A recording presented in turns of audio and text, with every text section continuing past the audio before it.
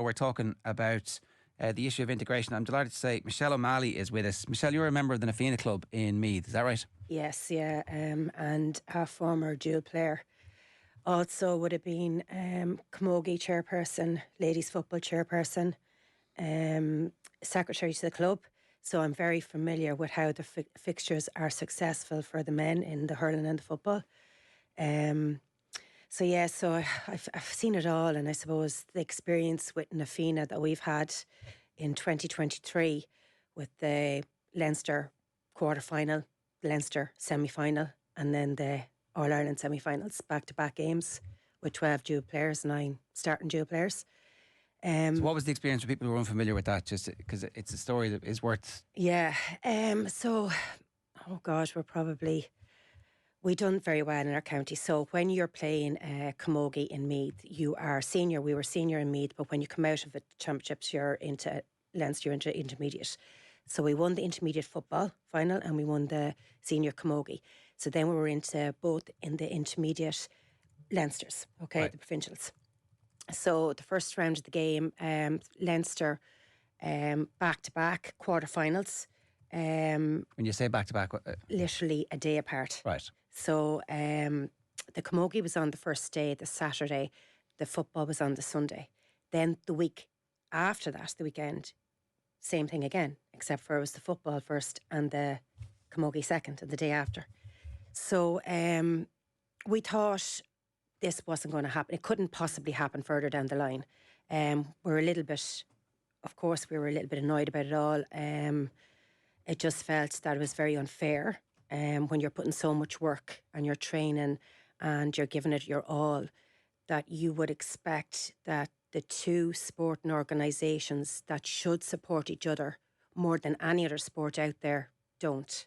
And that's the thing. It's funny how we've been talking about integration, and it's integration of the GAA with the LGFA and the Camogie Association, but it's also the integration of the Camogie Association and the LGFA, which is kind of the underreported part of this whole thing, where for whatever reason they just can't seem to get along. Yeah, and you know, I don't want to knock anybody in the work that they're doing. It's a voluntary run organisation.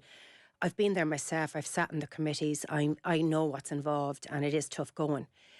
But you're trying to keep both codes going in your club, right? You're trying to keep them going in Ireland, across all the counties. We love our sports. We want to continue playing both of them. We shouldn't have to choose, and I feel that's something that's going to happen. Players are actually going to have to choose one over the other because they won't work together. And what's going to happen with that is you're going to have 50% less teams, 50% less membership, and 50% less revenue. Where are they going to get the money to try and pay players their expenses at county level if they're not getting the footfall through the clubs? That's the end of it. What is are there any obvious solutions? Well, you've got a template there that you could look to. Like, every club is different. Every county and every club is different, okay? So you're getting your guidance from your counties, and in Meath, we're lucky enough in the last few years it's progressed significantly and they are working better together. And what was the thing that happened in Meath that allowed the county for the Camogie Association and the LGFA to work together? The two organisations, the two county boards linked in with each other for fixtures, and they decided to work together and for the greater good of both codes. A radical step. It is, yeah. Like it really isn't, though, is it? You know? Oh, it's just... And, you know, the fixtures template there is for the men's if they were to get a bit of guidance and rejig it a little bit. Like, we're not asking for them to reinvent the wheel, right? The fixtures have to be done. They're being done. Collaborate, work together. Let's progress this instead of regress it. You know, give players a fair chance. And also, while it impacts dual players on their player welfare, mental well-being, it's the same for non-dual. Because non-dual players are going out to play against opposition that may have fresher legs, not as many dual players. It's not a level playing field. It's not a level playing field for management either. And they probably don't know if they're going to have their teammates with them. Yeah. Now, look, some people out there are going to be like, yeah, you have to pick, tough luck. But ultimately, that's kind of a self-defeating discussion where maybe you put everything in place And at that point, if dual players decide that they want to pick one or the other, they're not being forced to pick it. Yeah. And it doesn't seem that complicated a problem to solve. Well, you would have thought so. Like, I think if they even look at Meath, ladies football and the Camogie, and see how they're managing to link in with each other as a guide even through the provincials, and then work out through then into the All-Irelands, like surely the provincials, county boards can work better together in relation to this. Like, there are other counties that are deeply affected by this. Like Waterford, we've been in contact with like Medelago and Nadesha, JP Ryan and Michal Power about their experiences, and they actually pulled out of their county final in the Camogie because they played the day before in the football in the provincials. So it's impacting every county, and I'd say there's probably an average 2 or 3 clubs at a minimum that are experiencing something similar. You've written the open letter to the LGFA and the Camogie Association. Why do they not want to fix it? That is the $1 million question. I can't get my head around it. I can't. I've sat in committees for years fighting for pitches so that we could get the same treatment as the guys in our club, and we have. You would imagine these two sporting organisations would say, let's work together, let's support each other, let's do whatever it takes as best we can. Like, it's not always going to be perfect, but at least try, you know. Is it a competitiveness thing that we don't want to be seen to be given an inch because we're ceding ground to the other and we might be losing a player? It's the only thing I can come up with. I know. It's baffling. It's actually baffling. Like, in the All-Ireland semi-finals, the girls played in Louth in Darver against Eglish, okay? And that game was at 3:00. The girls, they played brilliant. They were unreal. And they had their food, the caterers in Darver. They had ice baths. They had to get on a bus, drive to Mallow, to stay in a hotel that night, to get up and play at 2:00 the next day in an All-Ireland club semi-final. And Right. you're like, and I was driving down the car thinking, I was exhausted and I didn't even play anything or do anything what they did. And I'm going, they're going to be so tired. They're just going to be wrecked. If they pull this out of the bag, it's going to be a miracle. And it was unfair, and I got emotional. And I'm there, like, the two organisations that should be helping this and preventing it are the ones that are letting us down. They're letting us down in female sports that we love so much, you know. Yeah. Are there players in danger of jacking the whole thing in? Like, I mean, because that what you're describing there is totally unsustainable. Oh, it could come to a stage where I believe that they're just going to turn around and say, both organisations, you're forcing us to choose. I'm actually not going to play either anymore, and I'm going to go and play soccer, or I play rugby, or I play something else. Because if that was me, that's what I would do. If this was happening back in the day, when I was playing, you love the two of them equally. You're never going to pick one over the other, and you're just going to walk away from both. And then where are you? And the thing is, nobody has the monopoly, really, the LGFA or the Camogie, over each other, right? Because their different counties are prominent and different and have different attendance in sports and etc. So they should be encouraging each other, and they should be supporting each other, and they should help, and do what it takes. The open letter is out there at the moment. It's been signed by Michelle Ryan, Breach Stack, Anya Moore, Libby Coppinger, Breach Corkery, Graham Garrity, John McDermott, Tomás O'Shea, Oisin McConville, John Milan, Brick Walsh, James McCarthy, Dean Rock, Brian Flanagan, and a bunch of others. Yeah. Has anybody read it? Is there a conversation happening? Do you know, is it landing? I think they're looking at, they've got the emails have been sent in, asking them to review and to discuss and come back to us. We're sending in, Rebecca O'Keefe wrote that letter, and it's a brilliant letter.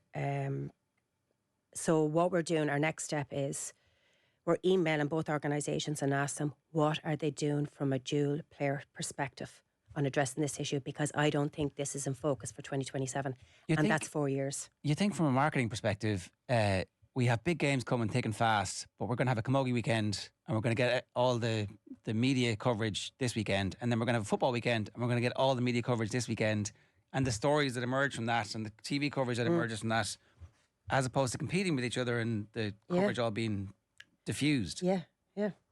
It's It's hard. You can't get your head around this. Like, it's like you talk to anybody, like we've support from so many people, and like John Milan would have experienced this in Waterford with his daughter as well. Like, and we're talking to these people, and they're saying they just can't get their head around how this cannot work. It's like, I actually, why is it's the why? What is the reason? Like, they're doing the fixtures already. Why not just collaborate? They've got a template there for the men to go by if that's the case, and rejig it slightly if it would help.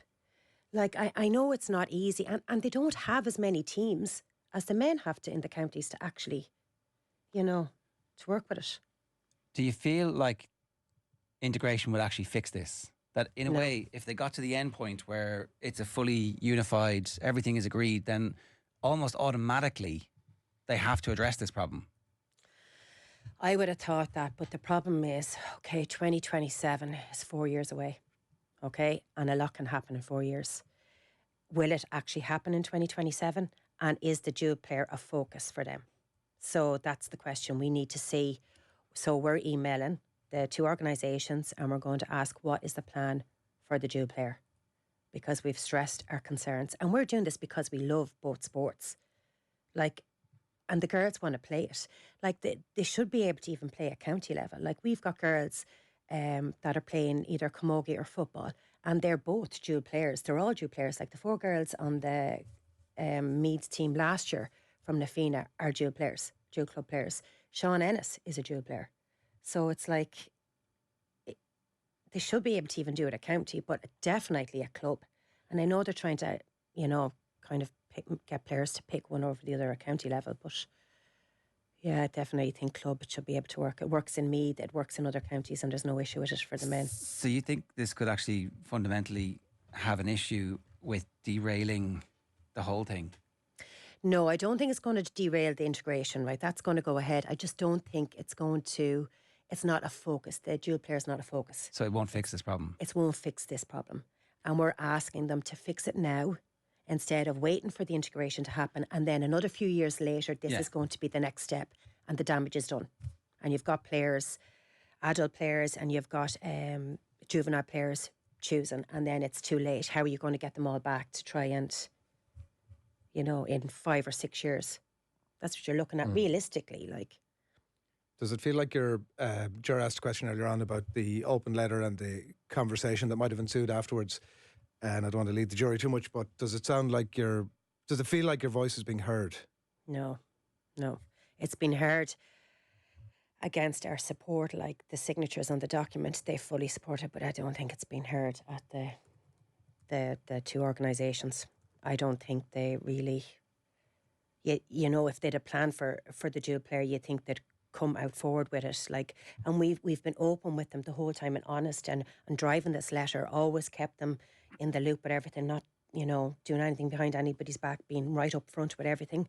And we've had replies from an organisation to say, look, it's in with the integration, that kind of thing, it's kind of a priority, but it's a very blasé kind of an attitude. There was a form sent out, wasn't there, a few months ago? I got one through the club, and you fill out what are your concerns, what are your preferences around this. So I presume you were mobilised to respond to that with a bit of volume in terms of, let's try and get this message across. Yeah, that was kind of, I filled that in before the early stages of last year. I think it was before we even got to the county finals. So that was all done. Okay. So it wasn't as obvious, the situation.